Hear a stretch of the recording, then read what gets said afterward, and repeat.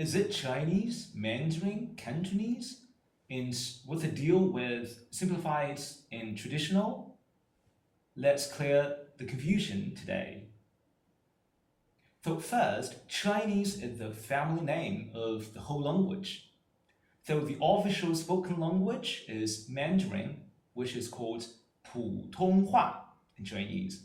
Almost every people can understand, can speak 普通话, Mandarin, because we learned that at school. Almost everyone here can understand Mandarin. That's the standard Chinese. But people in the south, like in Hong Kong, and in some areas of Guangdong province, some people there, they speak Cantonese. So Cantonese, that's original dialect. So not everyone here in China can understand Cantonese.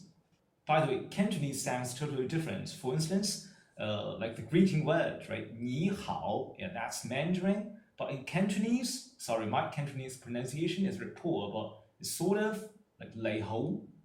That's 你好 in Cantonese. There are two written systems, simplified and traditional. Simplified Chinese is used here in China and in Singapore.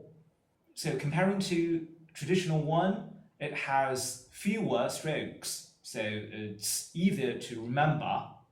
But the traditional one, which is used in Hong Kong and Taiwan, of course, is more complex but more original and from ancient Chinese. For instance, these two words, simplified and traditional. Okay, now is my question. I want to know, what are you guys learning right now, like about Chinese? So Mandarin, Cantonese, simplified or traditional?